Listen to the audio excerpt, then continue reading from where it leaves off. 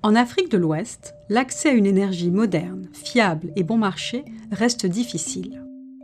Le taux d'accès est de 52% en moyenne et 188 millions de personnes vivent toujours sans électricité.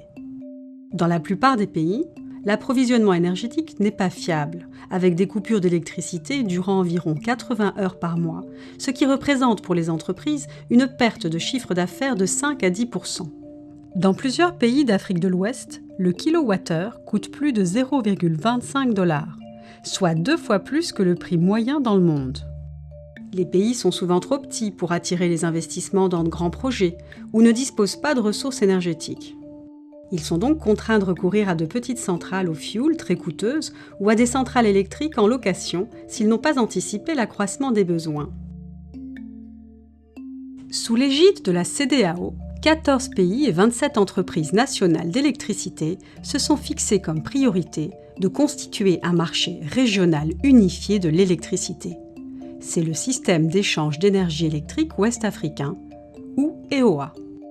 Son objectif est de promouvoir et développer les infrastructures de production et de transport d'électricité, mais aussi de coordonner les échanges d'énergie entre les pays membres de la CEDEAO et plus largement en Afrique de l'Ouest.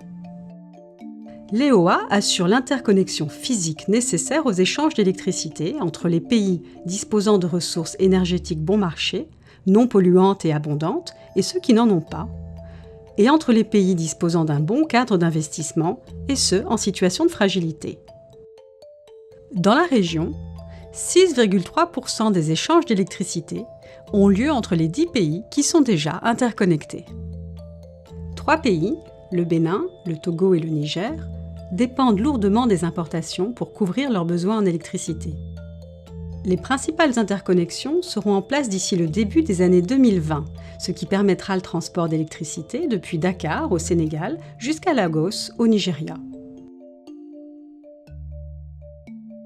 D'après les estimations de la Banque mondiale, les échanges d'énergie en Afrique de l'Ouest devraient permettre d'économiser entre 5 et 8 milliards de dollars par an, car l'électricité produite à un coût élevé dans un pays pourra être remplacée par des importations moins coûteuses en provenance des pays voisins.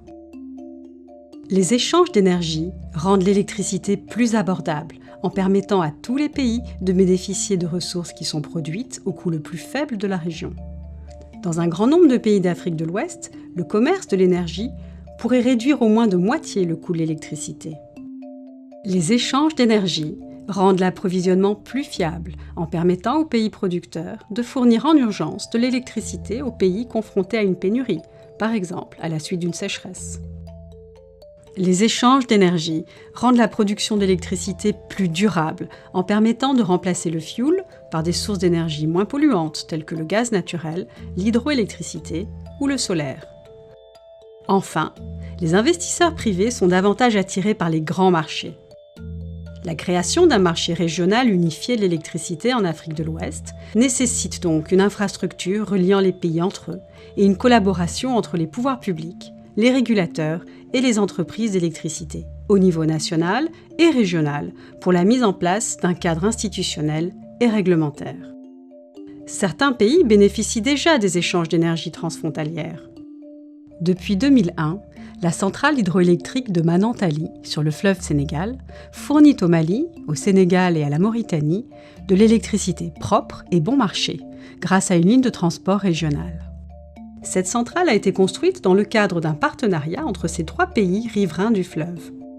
Ce projet a pu être réalisé à un coût nettement moins élevé que si un seul pays en avait pris l'initiative. L'édification du réseau énergétique régional étant quasiment achevée, l'Afrique de l'Ouest va pouvoir commencer à tirer parti d'une électricité moins chère et plus fiable.